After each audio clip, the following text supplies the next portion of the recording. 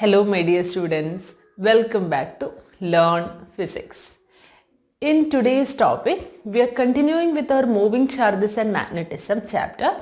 But as I said you in the previous video, the theory portions are over. So we are going to discuss the numerical part. Okay. So first question. A narrow beam of protons and deuterons, each having same momentum, enters a region of uniform magnetic field directed perpendicular to their direction of momentum. What would be the ratio of circular paths described by them? And this one is in previous year question. It is in a different way also it's asked once. That is, a proton and a deuteron having equal momenta enter in a region of uniform magnetic field at right angles to the direction of field. Find the ratio of radii of curvature of the paths of the circular path of the particle. So here in this question, proton and deuteron are having equal mass, equal momenta. Momenta are equal, that is P of D will be, deuteron is equal to P of momenta of proton. They are having equal momenta, enter in a region of uniform magnetic field. So already when we learned about the charged particle which is entering in a uniform electric field, it will be in a circular path. If it is entering in a uniform magnetic field, it will be having a helical path. We learned that. So it is entering in a region of uniform magnetic field at an angle right angle to the direction of field. If it is right angle to the direction of field, force due to magnetic field FB will be equal to QVB if it is perpendicular. Right? So this magnetic force due to magnetic field will be balancing with the centripetal force mv square by r. So when we are finding out this one, we will get it as QB equals mv divided by r. What is this mv? Momentum. Momentum divided by r. But we are here in this, they had given the question, they had given already momentum of deuteron and proton are same.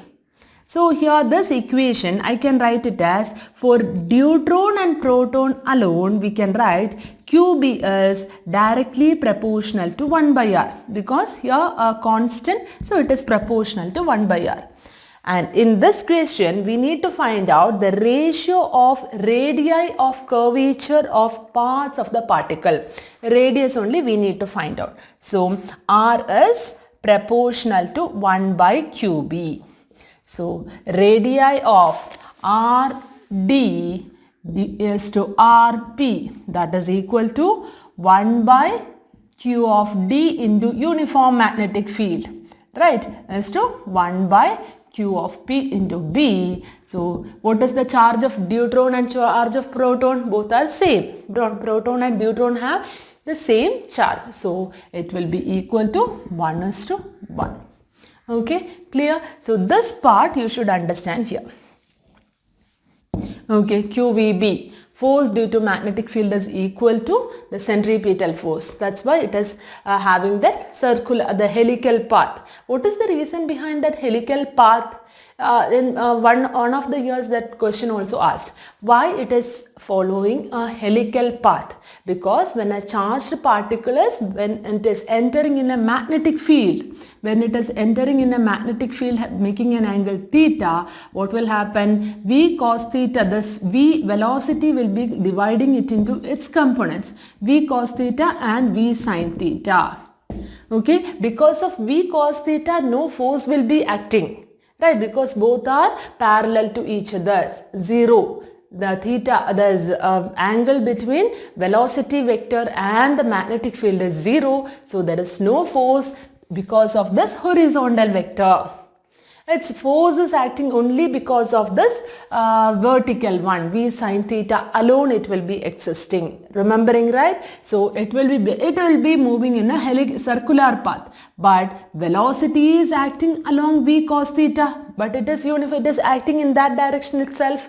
But so since because of the effect of this V cos theta and the force due to this vertical vector, instead of following a complete circular path, it will be following a helical path. That also important. So force will be acting only due to V sin theta, but V cos theta as velocity is present over there. So that velocity will be acting in a horizontal direction.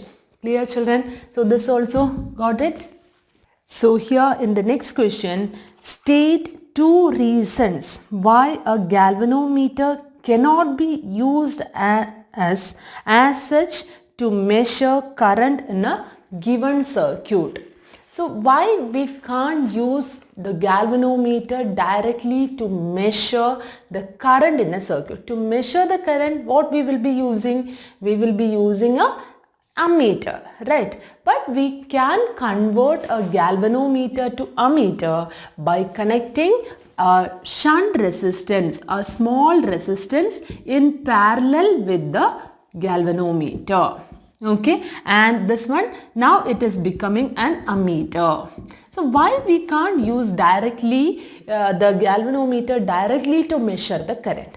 Because the galvanometer is a very sensitive device in which when we are giving a small electric current in microamps, if we are giving also, it will be showing a large scale deflection. A large scale deflection will be given by the galvanometer if we are giving a very small current. Okay, and the resistance of the galvanometer is very high, and compared to the ammeter, because ammeter requires a very less resistance, but here the galvanometer has a very high resistance value. That's why this galvanometer can't be used as a ammeter directly. Okay, clear? So here 2 points we discussed. One is about the resistance of the galvanometer. The second one about the deflection. If for a very small current itself, galvanometer will be showing a very large deflection. Clear? So the next question is, a point charge Q moving with a speed V enters a uniform magnetic field B that is acting into the plane of the paper as shown in figure. Diagram is there. What is the path followed by the charge Q and in which plane does it move? That is first question.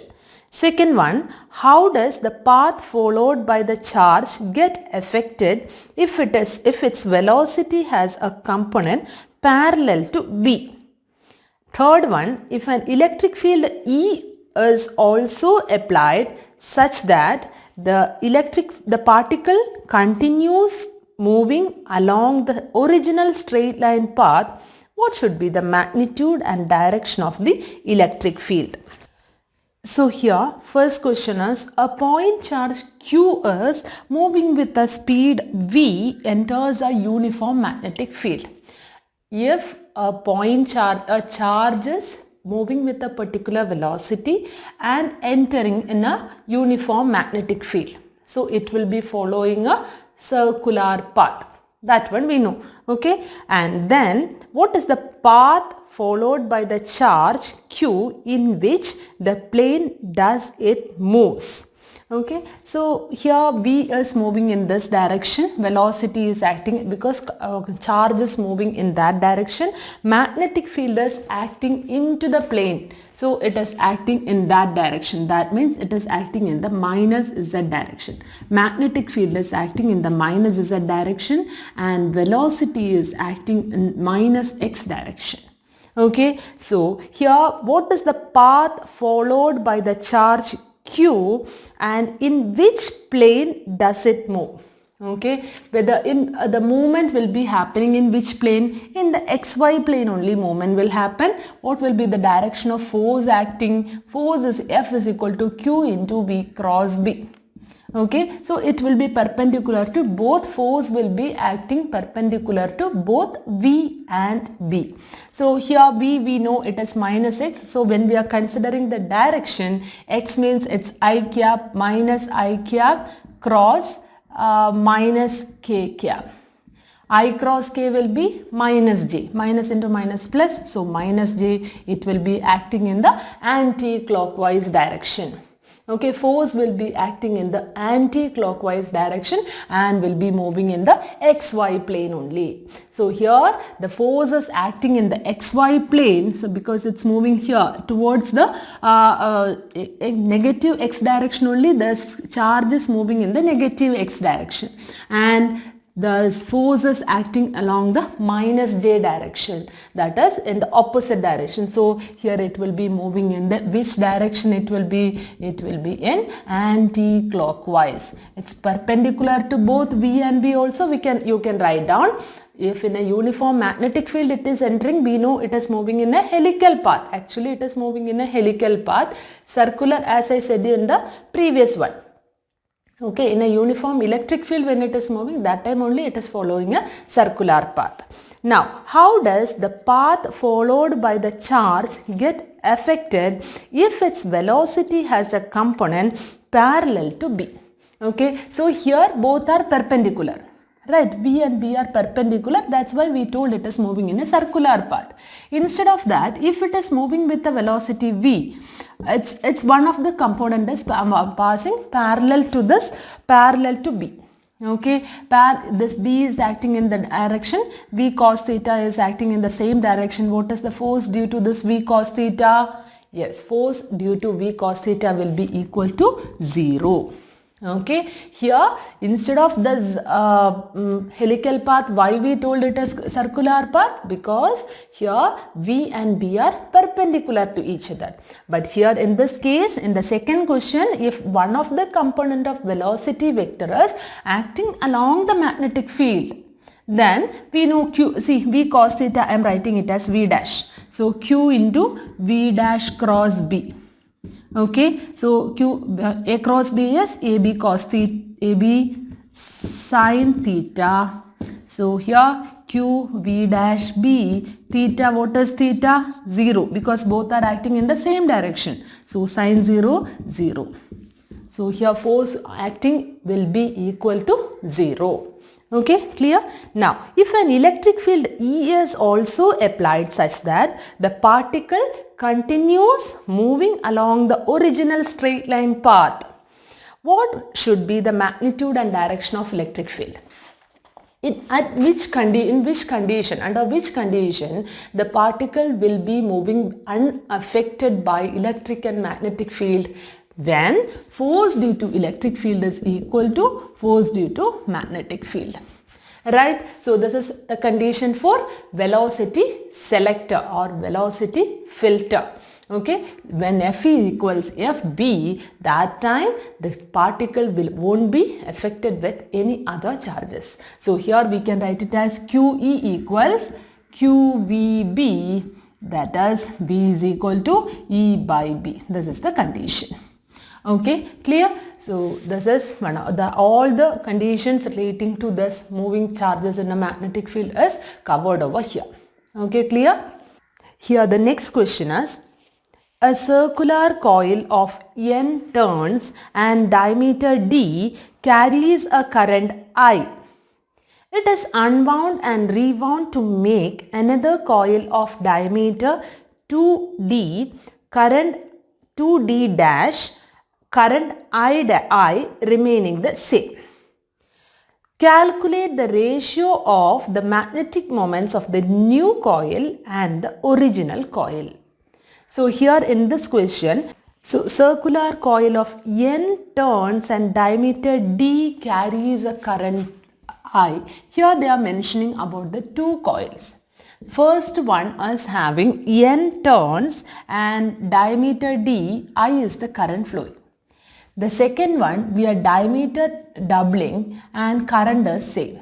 So obviously this number of turns will be changing. How much it is changing? Same coil only we are rewinding. That means total perimeter will remain the same. right? So how we can find out the perimeter here? Perimeter is 2 pi r. 2 pi r is d by 2, that will for n turns, that will be equal to n dash into 2 pi into 2d by 2. Clear? So 2 pi d will get cancelled, and so here we will get n equals here 2n dash, that is new n dash will be equal to n by 2. Okay, clear? So n dash we got it as n by 2. Now we can use the formula for magnetic moments. Magnetic moment of n is first one NIA. N is n into I into pi r square. R is d by 2. D by 2 the whole square. And m2 equals n dash I a dash. N dash is n by 2, I into a dash is pi here 2d by 2 the whole square.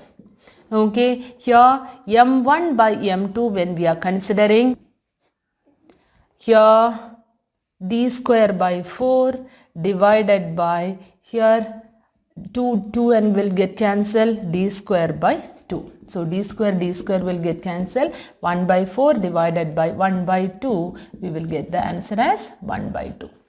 Okay, clear children? So this is easy, I guess. So m1 by m2 you got it as 1 by 2, or m1 is to m2 is 2 is to 1. So now I'll give you one more question. This one you can do it as a homework. In next class we will be explaining this. Two small identical circular loops marked 1 and 2 carrying equal currents are placed with geometrical axes perpendicular to each other as shown in figure, and find the magnitude and direction of the net magnetic field produced at the point O. So the diagram is like this. Here it's having current is flowing like this. This is first one, and here it is perpendicular, and here another coil, the current is moving in this direction I. So this is the second coil. Both are from O. Both are at distance x. Okay, and this is 90 degree. Okay, here both are at an angle 90 degree. That also important. Okay, clear? So here current due to a circular coil. Okay, so what is the magnetic, due to this current carrying coil, what is the magnetic field at this point? You can find out. Here also you can find out what is the direction of magnetic field. Here magnetic field, current is moving in this direction, so magnetic field will be acting in the upward direction. So here current is moving in this direction, so magnetic field will be acting along this direction. What will be the net magnetic field? This is B1 and this is B2. For the second coil B2. The net magnetic moment, magnetic field, how you will find out? It will be the, see, you can use the parallax theorem, or root of a square plus b square plus 2ab cos theta. That one you can use and find out the value of B. Okay, this question I am giving it as a homework. In next class we will be discussing this. Okay, so I think it's clear for you. All the numericals are effective for you, I guess. So if you like the channel, please don't forget to subscribe, like and share. Thank you for watching. Bye.